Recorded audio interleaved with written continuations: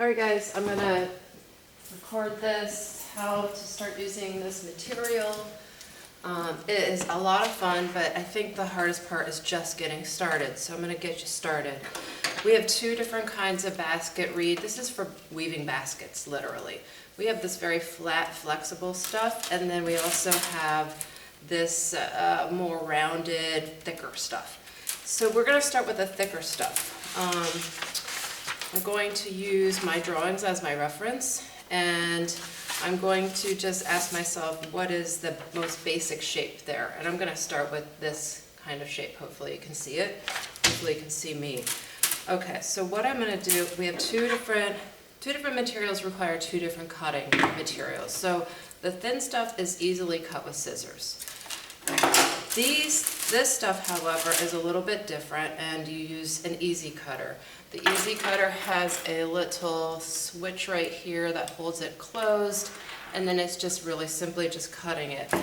So on this shape, I'm actually going to start with like making just a circle, and then I'm going to actually kind of reshape it in a sense.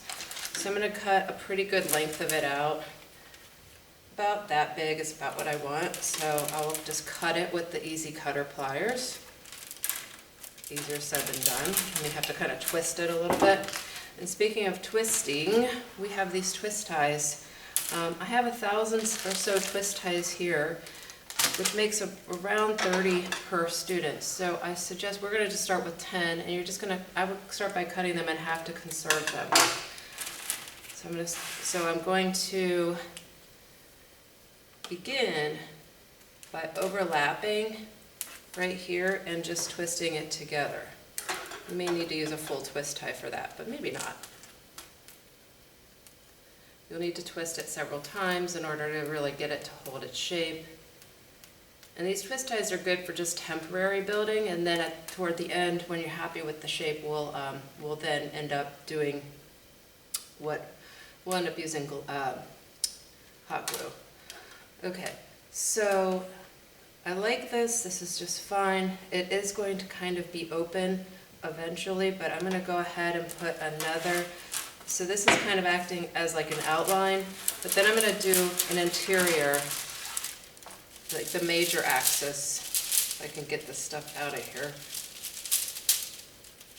A little tricky just to get out. Probably start from the outside in. Okay, I'm not going to need that much of this. What I'm going to do now is I'm going to put it here and here. Okay, so you can see that starting to take shape. And eventually I'll end up cutting off the tops of that. So I will go ahead and just twist this together with my twist tie. And there's, you'll figure out different ways of doing things, but I think this is a great way to just get started. I think everyone has some kind of shape like this that you can then kind of manipulate. Let me just cut a couple more of these twist ties. Now if you start to run out of twist ties, then you can just basically then, we can end up just hot gluing it whenever you think that is starting to look right.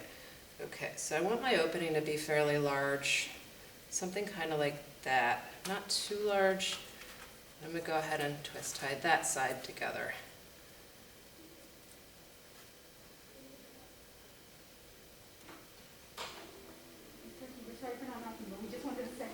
Hi, I'm in the middle of videotaping. I'm recording myself for our lesson. That's okay. Hi, I'll see you later on. I'll make an announcement for the club. Then we're going to end up using this bendable stuff to then reinforce the insides. So these would be like what we call the minor axes. All right, so then you'll just start by figuring out where you want those to go, and you'll space them a lot like you did in your drawing. So you can see here I have this right here. I'm going to twist it on, and if you have overlap, that's all right. You'll just cut that off. So I'm just twisting that on and into shape here, twisting this here into shape here.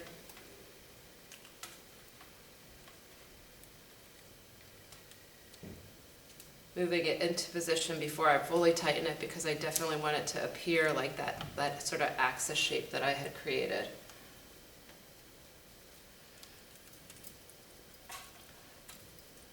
Oops, let me get this out of the way. So what I'm going to do is continue forward on, I'm going to continue to put more of this bendable material. I'll put a few more pieces on so you can see how that's going to work. If you need to move it around a little bit, just undo and redo, right? So I need to tighten this up a little better. And you may want to throw a little bit of hot glue on there, but I caution you on that at first, because this will enable you to quickly undo whatever you've done. But now I can go around and do more of these. So I'll just do 2 more and you can see how that starts to take effect. So I am working from my drawing, and you will too. It might be a little abstract when you first get started, but it'll come together. If you deviate from your drawing a little bit, that's all right too, because this is sort of exploratory. I just found that when I started this, I didn't have a plan when I did this, and you know, it looks cool, but I think it would have looked even better if I had had a plan. Okay, so I'm going to go ahead and look at that and see if I like it. Where do I like it? I like it right around there. And I'll just use a full twist tie on this.